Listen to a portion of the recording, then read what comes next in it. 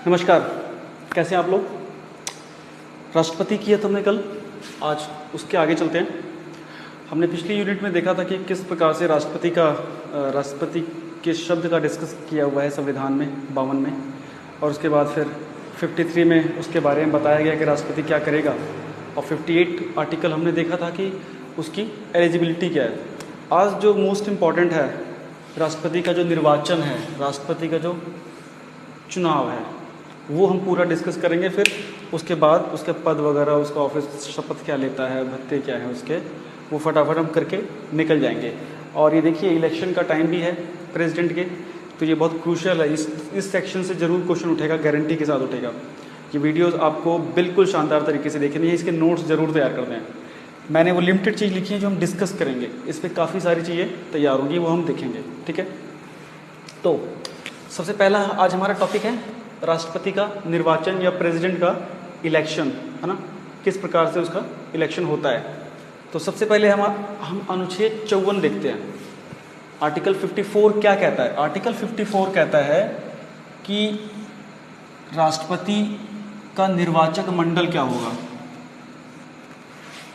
राष्ट्रपति के चुनाव में कौन हिस्सा लेगा।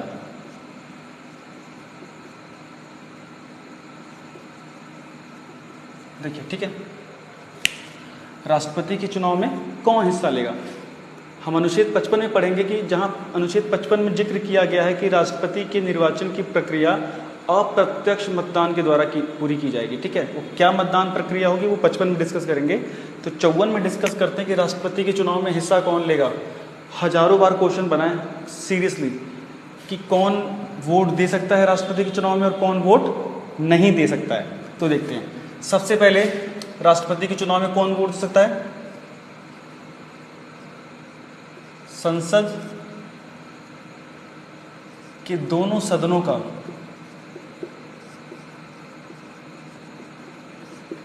के निर्वाचित सदस्य,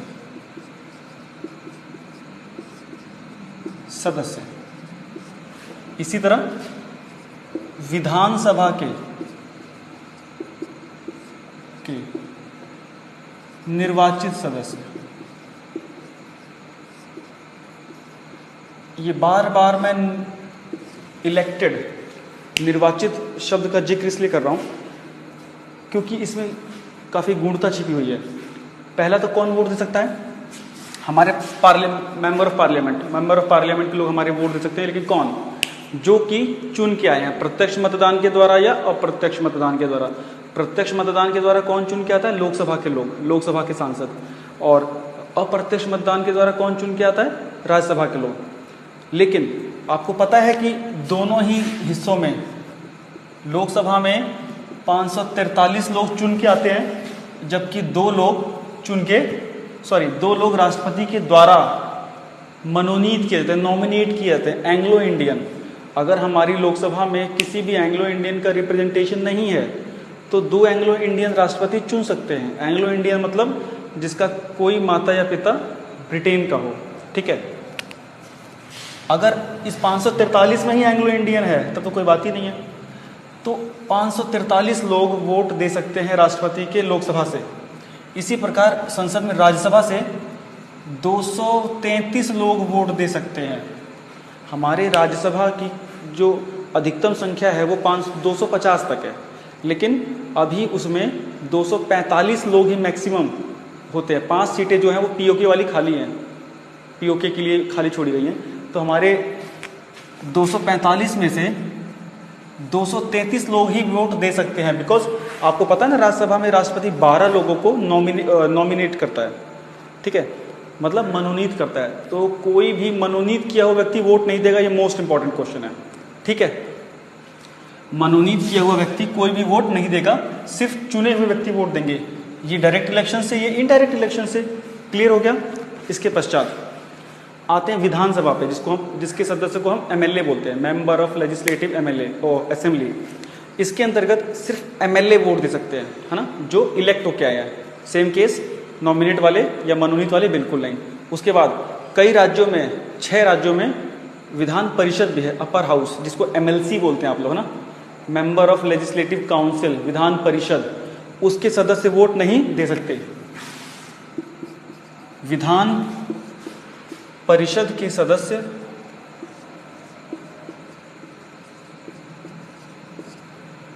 वोट नहीं देंगे राष्ट्रपति के चुनाव में। क्लियर हो गया?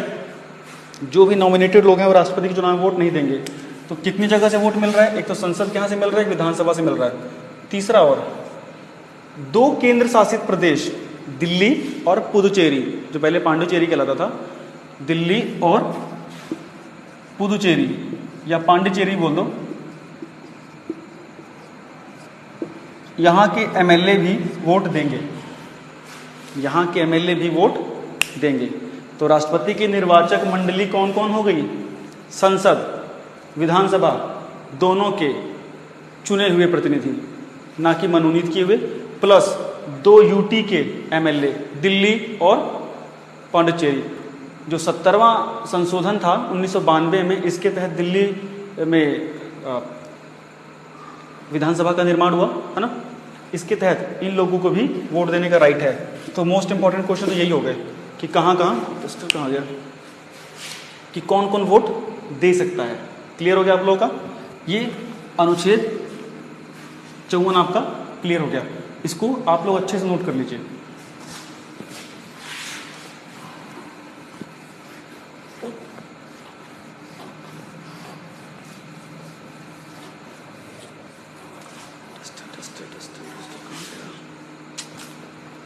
चलिए अगली चीज देखते हैं, राष्ट्रपति के निर्वाचन की प्रक्रिया। अब राष्ट्रपति की निर्वाचन मंडली, आपको पता लगे कि किस किस को वोट देने का राइट है। राइट क्लियर हो गया? अब राष्ट्रपति का चुनाव होगा कैसे जी? तो सबसे पहले राष्ट्रपति का चुनाव अप्रत्यक्ष रूप से होता है। कैसे होता है? अप्रत्यक्ष रूप से, इनडायरेक्ट। आम जनता इसमें जाके वोट नहीं देती है, ठीक है? इसमें आम जनता जाके वोट नहीं देती है। इसमें जनता के द्वारा जो चुने हुए प्रतिनिधि हैं वो जाके वोट देते हैं, ठीक है? हमारे जो रिप्रेजेंटेटिव हैं वो जाके वोट देते हैं, ठीक है? तो एक प्रकार से हम ही दे रहे हैं।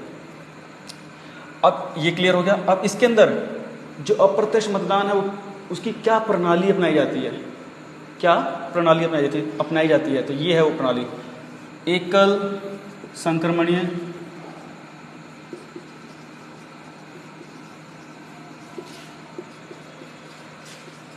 इसके अंतर्गत, इसको इंग्लिश में बोलेंगे सिंगल ट्रांसफरेबल वोटिंग सिस्टम, है ना। ये प्रेफरेंशियल चुनाव होता है। इसमें प्रेफरेंस दी जाती है, वरीयता दी जाती है, किसी एक व्यक्ति को वोट नहीं दिया जाता है। समझ गए आप लोग? ये एकल संक्रमणीय मत प्रणाली क्वेश्चन आया हुआ है। राष्ट्रपति चुनाव की जो मतदान की प्रणाली है उसे क्या कहते हैं? सिंगल ट्रांसफरेबल वोट सिस्टम बोलते हैं।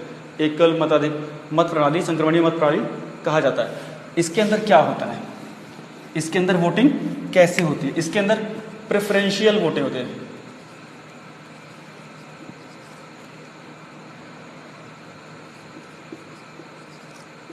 वरीयता वोटिंग,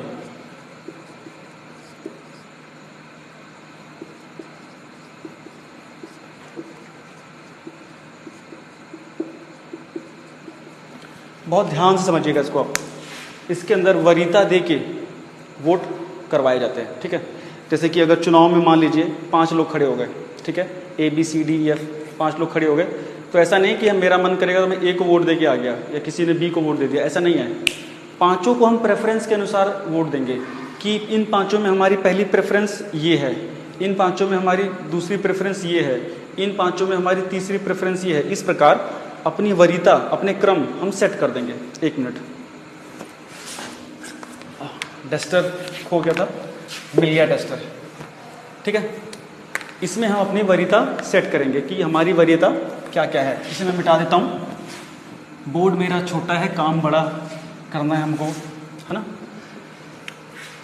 इसमें देखिए क्या है, मान लीजिए 5-6 लोग हैं, वोटिंग पड़नी शुरू हो गई। इसमें अब मैं पहले नियम बता दूं कि राष्ट्रपति के चुनाव ऐसा नहीं है कि जिसको सबसे ज़्यादा वोट मिल गए वो जीत गया, जिसको सबसे ज़्यादा वोट मिल गए वो जीत गया। इसमें जितने वोट पड़ेंगे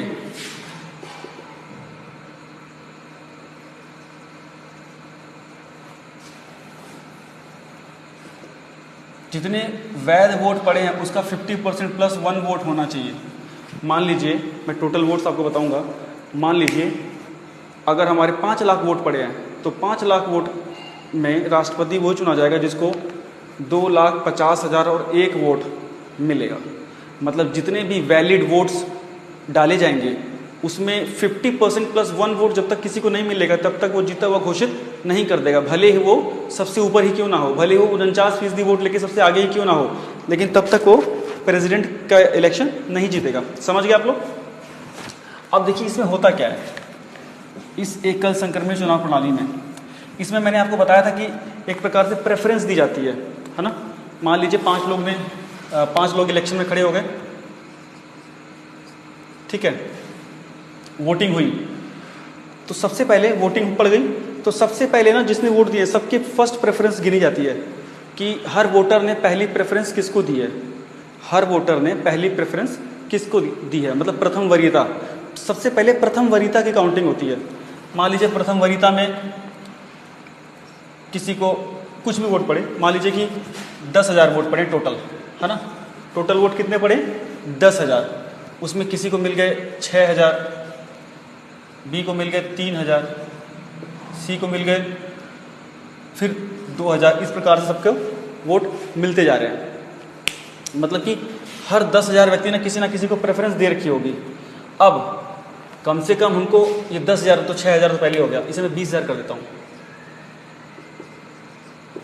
20,000 वोट पड़े और इस प्रकार से अलग अलग तरीकों से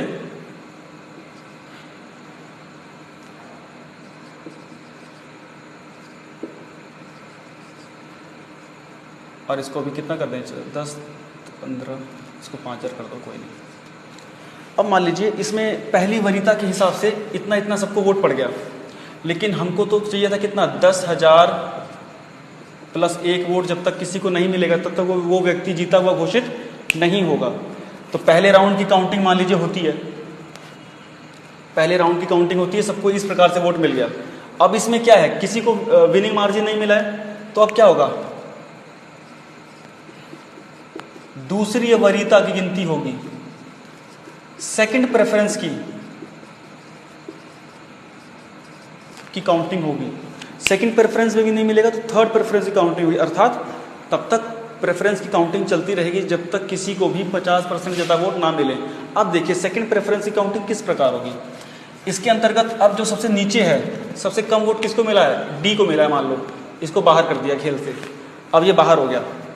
और जो इसके वोट हैं, है ना, 2,000, इन 2,000 वोटों में जो सेकंड प्रेफरेंस सबने दी है, मतलब 2,000 लोगों ने डी को पहली प्रेफरेंस दी थी, है ना, 2,000 लोगों ने डी को पहली प्रेफरेंस दी थी, उन्हीं 2,000 लोगों की अब सेकंड प्रेफरेंस देखी जाएगी। समझ रहे हैं? उस सेकंड प्रेफरेंस में जिसको जितने वोट हैं मिले हैं उतने वोट उसके आगे ऐड हो जाएंगे। आप समझ गए मेरी बात को? जो सबसे पहले राउंड में जो सबसे लीस्ट वोट पाया है उसको बाहर किया जाएगा और उसके वोटर्स को उठाया जाएगा और उनके वोटर्स की दूसरी प्रेफरेंस देखी जाएगी। और वो दूसरी प्रेफरेंस, मान लो दूसरी प्रेफरेंस में ए को 3,000 वोट मिला, बी को 4,000 वोट मिला, तो वो उनके आगे ऐड होता जाएगा, ठीक है। और फिर जो नया ऐड होगा उन दोनों को जोड़ के फाइनल टैली बनेगी। अब इस टैली के बाद अगर कोई 50% वोट पा गया तो वो राष्ट्रपति पद का चुनाव जीत जाएगा। अगर दूसरे राउंड में भी, दूसरी वरीयता में भी कोई व्यक्ति 50% प्लस 1 का वोट नहीं पाता है तो फिर तीसरी प्रेफरेंस देखी जाएगी। तो उसमें क्या होगा, जो सबसे लास्ट रह जाएगा उस राउंड में भी उसे बाहर किया जाएगा। फिर उसके थर्ड प्रेफरेंस को जो भेजा जाएगा कि थर्ड प्रेफरेंस किसको कितनी मिले, वोट मिले, थर्ड प्रेफरेंस वाले वो वहाँ बांट दिए जाएंगे और फिर देखा जाएगा कि टोटल वोट्स किसके कितने हो गए। आप समझ गए? ये होता है प्रेफरेंशियल वोटिंग सिस्टम। थोड़ा कंफ्यूजिंग है, शांति से समझेंगे तो हो जाएगा। मैं एक बार फिर इसको रिकैप्चुलेट कर देता हूँ। देखिए, प्रेफरेंशियल वोटिंग सिस्टम में सबसे पहली प्रेफरेंस जोड़ी जाती देखी जाती है। पहली प्रेफरेंस में अगर डिज़ायर्ड